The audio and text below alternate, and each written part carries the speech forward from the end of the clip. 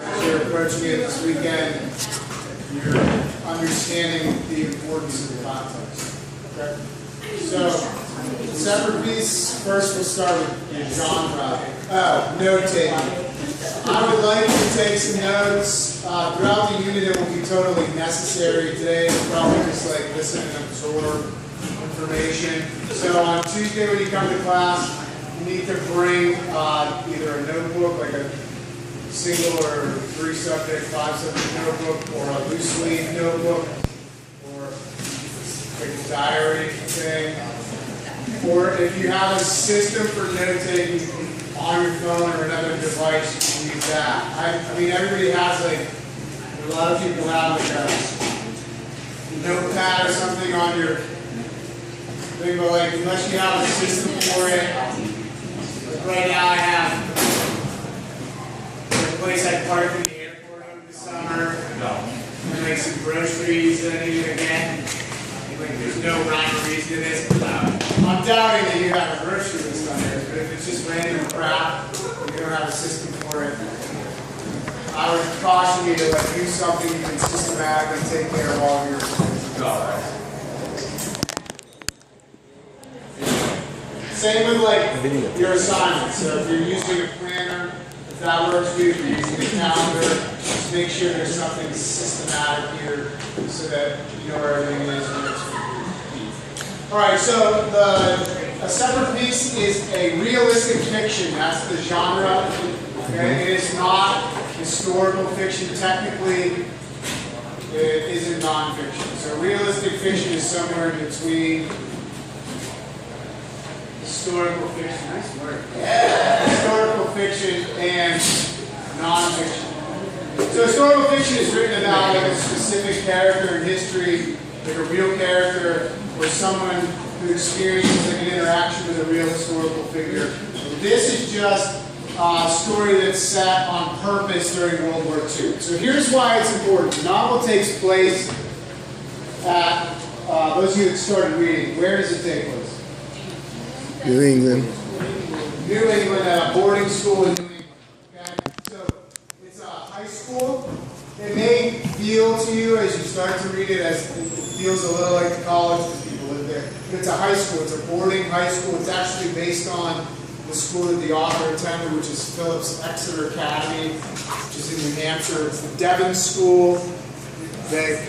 So it's a high school that, if you read it that way, if you understand where it's set and when, that's an important component of understanding the novel. Because the reason that the story starts in summer school is not because the characters are taking some sort of remedial coursework or because of some sort of credit recovery. It's because during the years in which World War II is at its height, many high school students graduated early from high school in order to enlist or be drafted into the military and in order to fight in World War II. And many of them, that was a death sentence. There were, I think, over 400,000 American casualties during World War II. Most of them young men who had enlisted or had been drafted. Yeah, you said they drafted. Why didn't you take the time now? Because, so Vietnam, a lot of military history before Vietnam was that when America went to war, when the country went to war. So like everybody, it was sort of a very nationalistic feel to wars. And I'll add to that the fact that World War II, there's like bombings on American soil. And so there's this like buy-in to the country fighting the war. And we need all the troops we can get. And if you can do, they're rubber tribes. And they're like people rationing their food and like working extra voluntarily to like support the war effort, and it was just like a national buy-in to war. That changed dramatically during like Vietnam and more recent wars. If you've ever read anything about like military history, like the reserves versus the standing army, and the number of people in the standing army versus the number of reserves, there's a lot of like really interesting stuff about sort of like psychology around war. But the simplest way to understand it is that there had to be buy-in from the whole country because the standing army wasn't big enough to support this kind of war. So we needed more people to go to war. So drafts are instituted, and young men are graduating early from high school, even college, and has a national responsibility. There's sort of a national pride. The lion's share of the troops that are going are being rushed through high school to join the war. And if you see, you'll see this throughout. Part of their high school experience is like preparing for war. So they'll talk about preparing for like the paratroopers. They're jumping out of this tree into the river. They're like teaching the seniors how to be soldiers, even as part of like a prep school experience. And so we associate prep schools with like elite academics, maybe even like elite sports, and very like focused on student experience. This prep school is prepping students to go to war. And all high schools are sort of doing things the same way.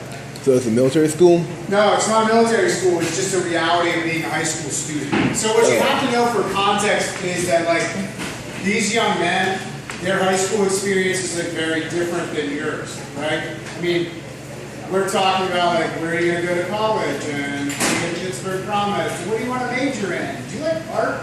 You know, they're talking about like literally preparing for combat on the front lines of war.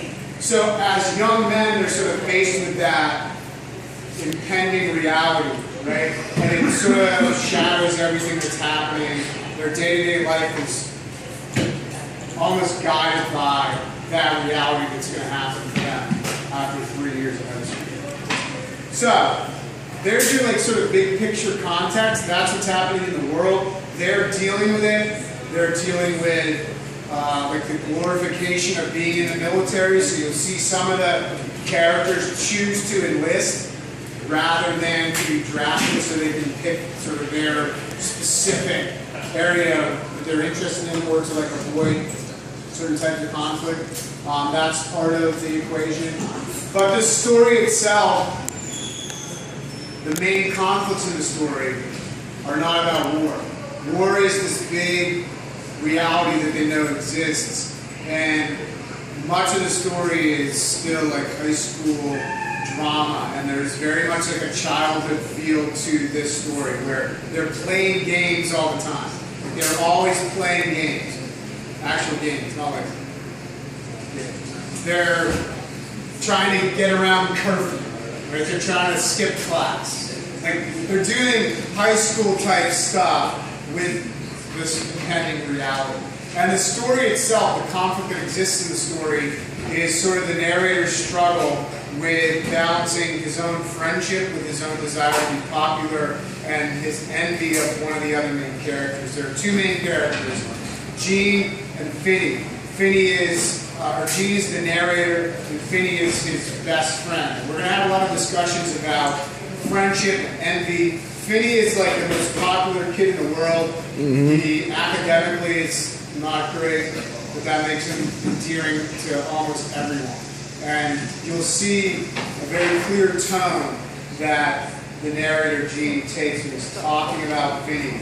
You want to watch really specifically how he talks about his feelings and his sort of connection to Finney, and then how that develops and the conflicts that exist around him. It's great. It's a very like accessible read. It's not like there's no like dragging out conflict and like excessive descriptions. It's like conflicts throughout. The first like real, except for the Greek. Well, chapter 4 is like the biggest event in the book, so it's really early, and leading up to it.